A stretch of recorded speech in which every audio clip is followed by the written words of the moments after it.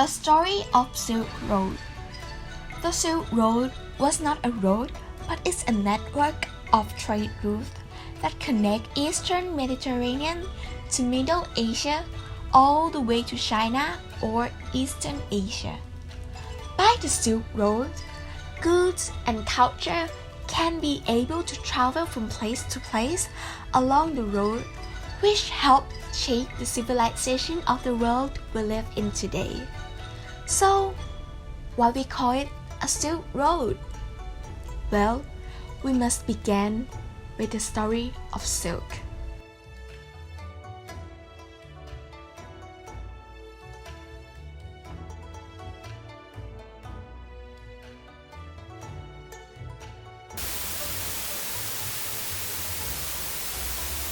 Yes! 4,700 years ago, in China, the Empress of Shuangyuan Huangdi, named Shi Lingshi, discovered a silkworm while having an afternoon tea.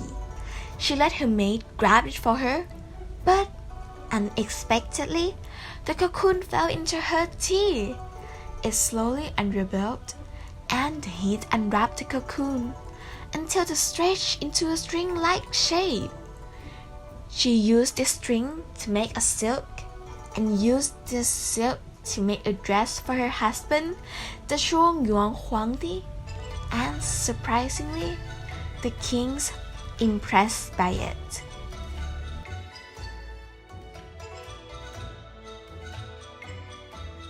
And later on, the silk also traveled from China to Korea, Japan, India, Egypt, Chile, and Russia.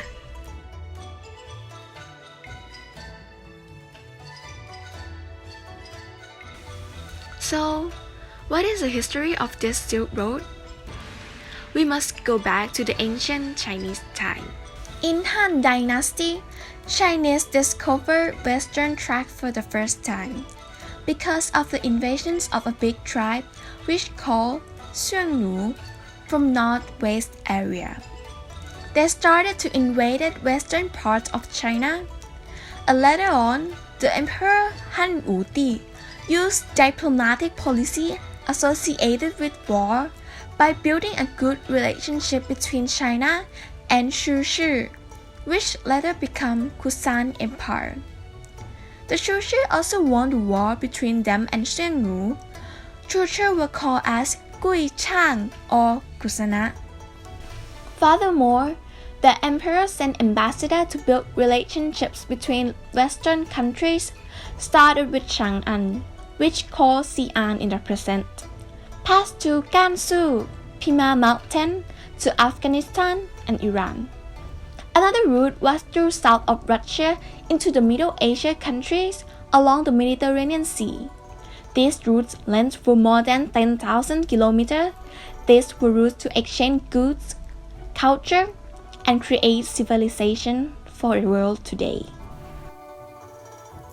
According to tourism representatives from Shanghai and Beijing, the name was given to the country because of its production of porcelain, which was traded to Europe and delivered via the Silk Road. The pronouns of China come from the China's unifying dynasty, the Qin. Others say that it is from the Persian word Sin and was spread throughout Europe by world traveler Marco Polo. Either way, it is clear that the name was already in use by the 16th century and was fully popularized by the mid-19th century. Whether the country is referred to as Zhongguo, the Great Qin, or China, its name has been a key part of its identity for thousands of years, grouping people together under one common term long before the concept of nation was born.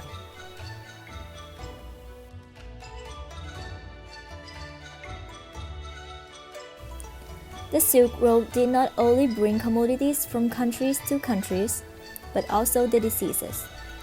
Measles and smallpox traveled along it, as did bubonic plague, which was believed to be from the east to the west in 534, 750, and in 1346.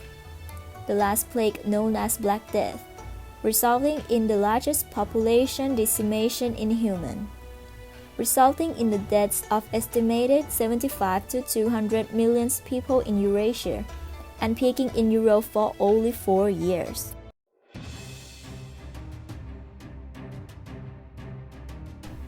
There were few difficulties of traveling on the Silk Road. First, the geography of the route was sometimes difficult. Animals could slip on cliffs, and mountain passages were very narrow and dangerous to pass through. The premier mountain passage area is called the Trail of Bones because of the many people who died there. Next, people had to travel through the Syrian desert, where they came face to face with tigers, lions, and scorpions. Then the Chinese who traveled also faced sandstorms and mirages in their travels. Also, sometimes people would be attacked by bandits. This is because travelers on the Silk Road were an easy target and the carriage were filled with money and other goods. Overall, travelers faced their threatening dangers while traveling along the Silk Road.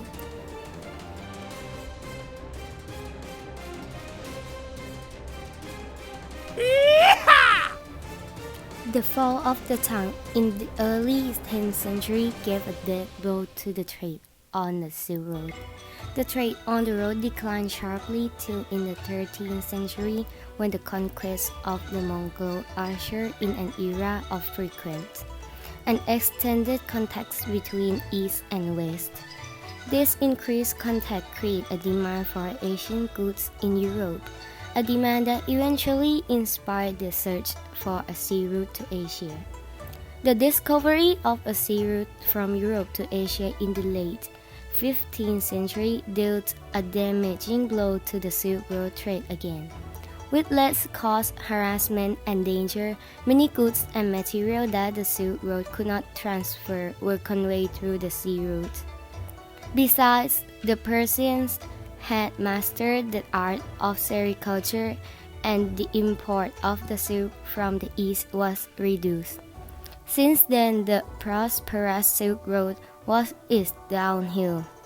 The bustling streets, wealthy city, and solid ramparts now were submerged in the vast desert, and today, people can only trace their splendid history in the endless ruin and dilapidated remains.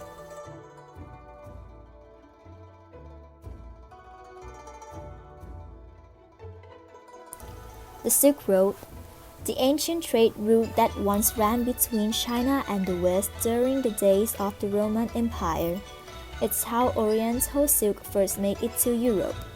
It's also the reason that China is no stranger to Europe. And now it's being resurrected, announced in 2013 by President Xi Jinping of China. A brand new double trade corridor is set to reopen channels between China and its neighbor in the West, most notably Central Asia, the Middle East, and Europe.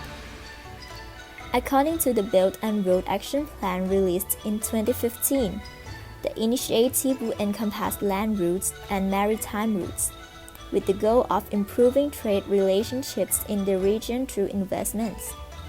Italy will be the first top-tier global power, a member of the G7, to take the money offered by China to cooperate in this project.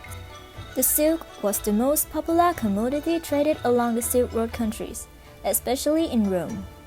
Within a couple of decades, Chinese silk trading became a common sight and were widely worn by the rich and noble families of Rome. The Roman Emperor Heliogabalus, for example, wore nothing but silk. In the year 380 Anno Domini, the use of silk, which was once confined to the nobility, has now spread to all classes without distinction, even to the lowest. The demand of silk continued to increase steadily over the centuries. The price of silk was extremely high in ancient Rome. The best Chinese bark silk cost as much as 300 denarii. Silk was so popular among the Roman elite that the Roman Senate repeatedly tried to ban it, but failed at last because it was so popular. And those were the stories and history of the Silk Road. Thank you for watching and listening.